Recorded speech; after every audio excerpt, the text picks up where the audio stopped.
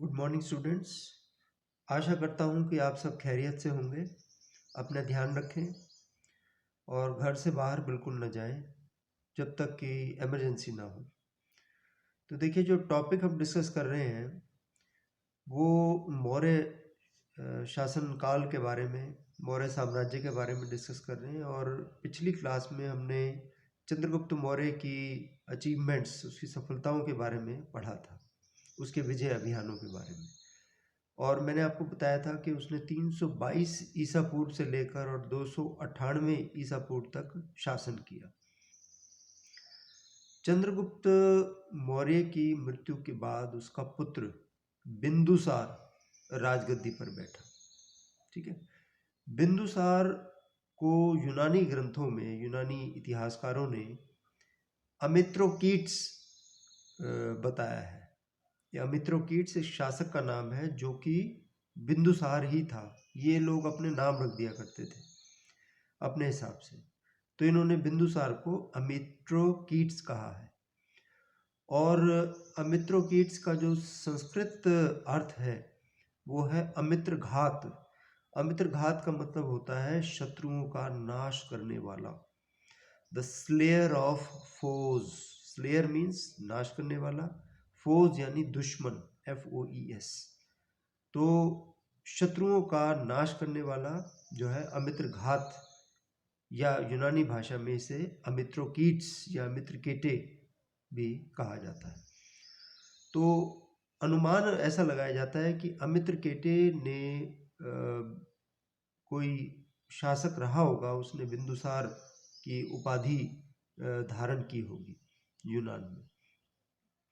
वायु पुराण में बिंदुसार का नाम भद्रसार मिलता है।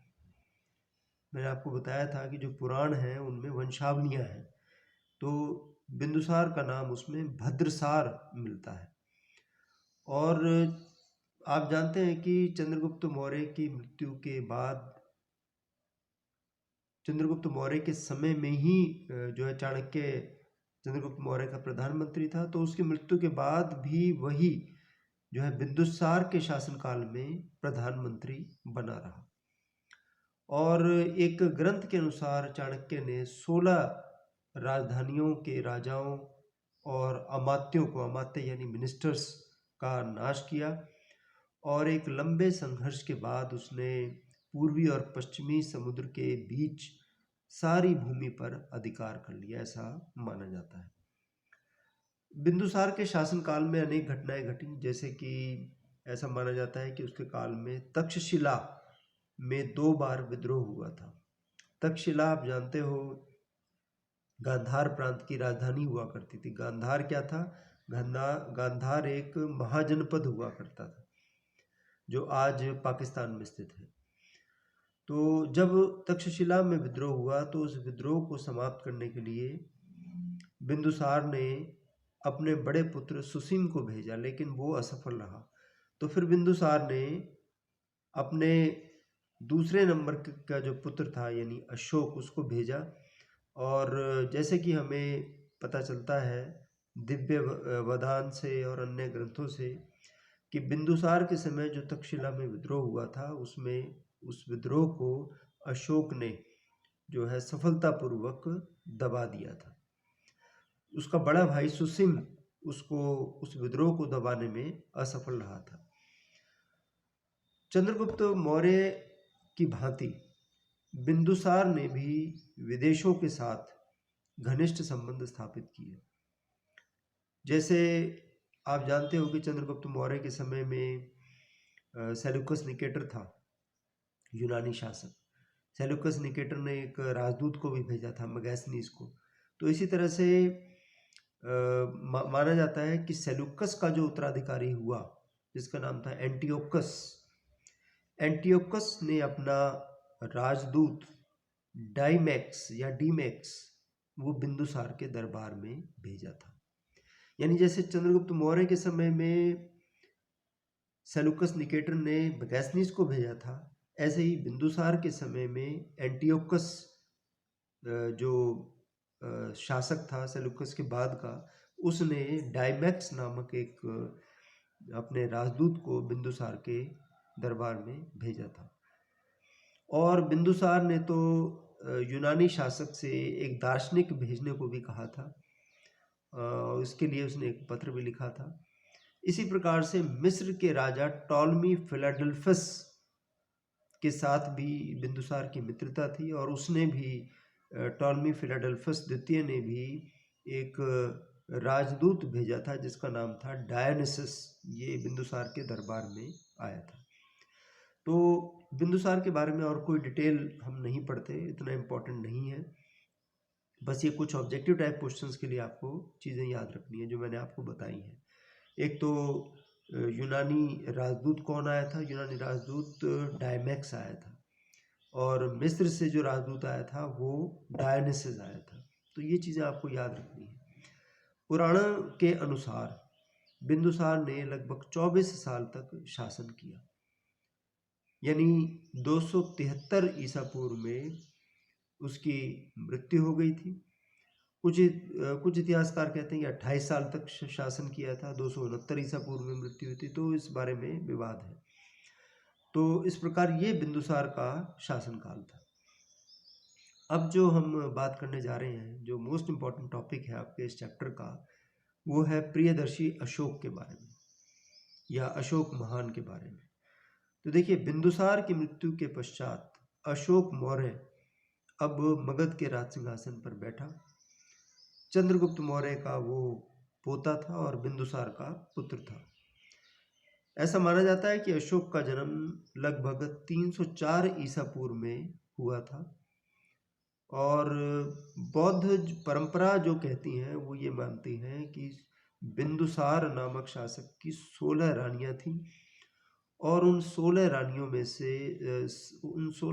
से 101 पुत्र बिंदुसार के थे।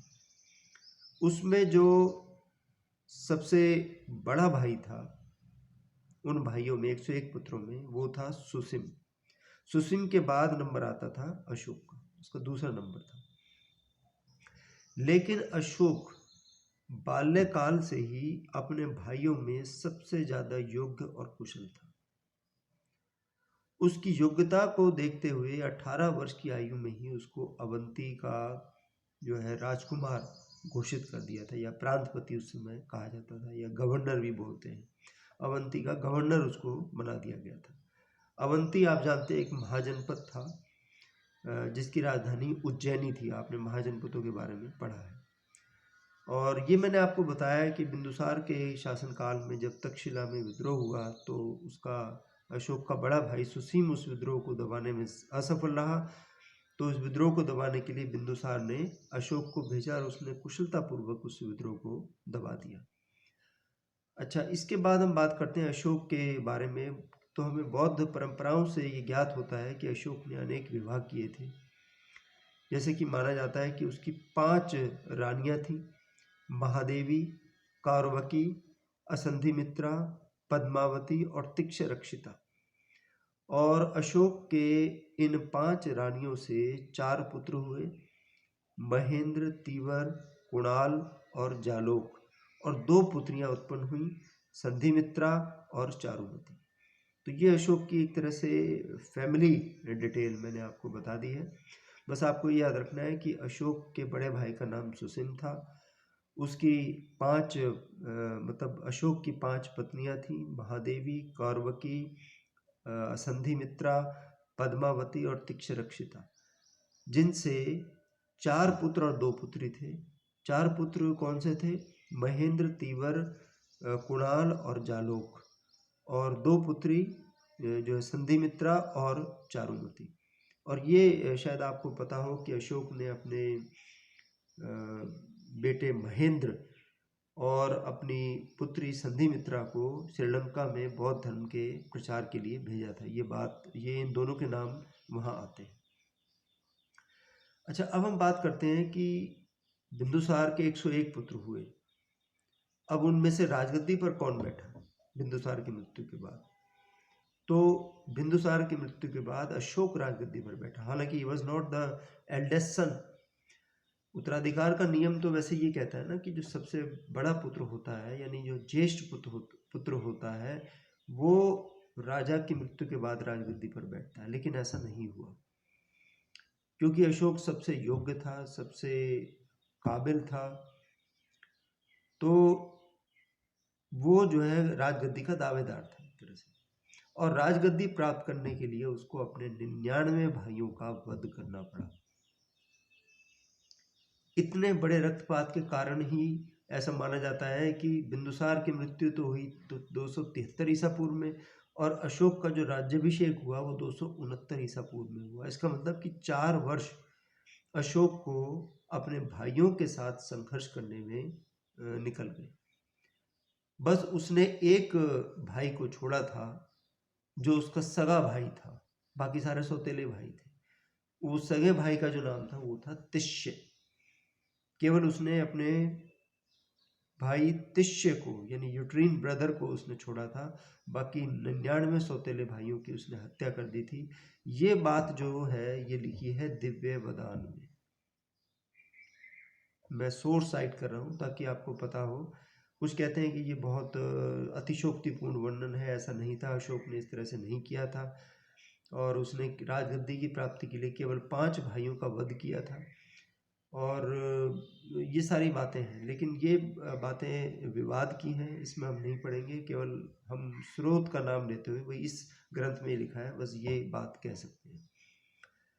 अच्छा, अशोक ने अपने एक अभिलेख में ये भी लिखा है कि उसके शासनकाल के 13वें और 14वें वर्ष में उसके अनेक भाई और बहनें पाटलिपुत्र तथा अन्य भागों में निवास करते थे। अशोक ने अपने शिलालेख में लिख रखा है। तो ये बात बहुत विवादपूर्ण है कि अशोक ने ऐसा किया था या नहीं। अच्छा, फिर अगर हम बात करें कि भाई राजगद्दी प्राप्त करने के लिए 4 वर्ष का उसे संघर्ष करना पड़ा, वो कहते हैं कि 4 वर्ष संघर्ष नहीं किया था, बल्कि 4 वर्ष वो रुका था, क्योंकि जब बिंदुसार की मृत्यु हुई थी तो उसकी आयु यानी अशोक की आयु 21 वर्ष थी, और उस समय एक नियम था कि 25 वर्ष से पहले कोई शासक नहीं बन सकता। तो 4 साल उसने अपने 25 का होने में इंतज़ार किया, और उसके बाद फिर उसने राजगद्दी ग्रहण की। तो ये बात उस बात को नकारता है कि अशोक ने अपने 99 भाइयों का वध करने के लिए उसको 4 वर्ष जो है लगाने पड़े। अच्छा, इस अवसर पर यानी राज्याभिषेक के अवसर पर उसे देवनाम प्रिय या प्रियदर्शी की उपाधि से विभूषित किया गया। देवनाम प्रिय मतलब देवताओं का प्रिय या प्रियदर्शी अशोक उसे कहा जाता था। तो देखिए, अब जो हम बात पढ़ेंगे, हम पढ़ेंगे अशोक के विजय अभियानों की। तो देखिए, अशोक को विरासत में एक बहुत बड़े साम्राज्य की प्राप्ति हुई थी। उसके दादा चंद्रगुप्त मौर्य ने एक बहुत ही विस्तृत साम्राज्य उसे दिया था विरासत में, और ऐसा माना जाता है कि सबसे पहले जो उसने विजय हासिल की भारत में, उसने कश्मीर पर विजय हासिल की। कहते हैं कि श्रीनगर का जो नगर है वो वास्तव में अशोक ने ही बसाया था। अशोक के 13वें शिलालेख से हमें जानकारी मिलती है कि उसने कश्मीर पर विजय प्राप्त की, और फिर उसने दक्षिण पूर्व में एक उसका जो पड़ोसी राज्य था कलिंग पर उसने आक्रमण किया। कहते कलिंग का उस समय बड़ा महत्व था। आज का जो उड़ीसा है ना, आप वो समझ लीजिए कि वो कलिंग का राज्य था। तो कलिंग के राज्य का उस समय काफ़ी महत्व था, क्योंकि वो राज्य बहुत ही शक्तिशाली था और वैभव संपन्न राज्य था। और अशोक के सामने एक ये भी बात थी कि उसका जो साम्राज्य था वो दक्षिण पूर्वी भारत में पूर्णतः विकसित नहीं था, यानी उसकी जो सीमा है वो बंगाल की खाड़ी तक नहीं मिलती थी। उड़ीसा यानी कलिंग पर आक्रमण करने के बाद, उसको कब्जा करने के बाद, फिर उसकी जो प्राकृतिक सीमा है उसके राज्य की, वो जो है आपस में मिल जाती है। यानी एक तरफ तो अरब सागर वेस्ट में यानी पश्चिम में, और दूसरी तरफ बंगाल की खाड़ी, यानी प्राकृतिक सीमाओं में आ जाता उसका जो साम्राज्य। तो ये दो कंसिडरेशन थे। एक तो जो कलिंग का राज्य था वो बहुत ही शक्तिशाली था, वैभव संपन्न राज्य था, और उस समय कलिंग का राजा कौन था इस बारे में विवाद है। ये कोई आज तक निश्चित रूप से नहीं कह पाया है कि शासनकाल किसका था, लेकिन Kalinga was a very important state at that time. बाकी कलिंग के आक्रमण के बारे में और अशोक की अन्य जो उपलब्धियां उनके बारे में फिर हम अगली क्लास में पढ़ेंगे। Thank you.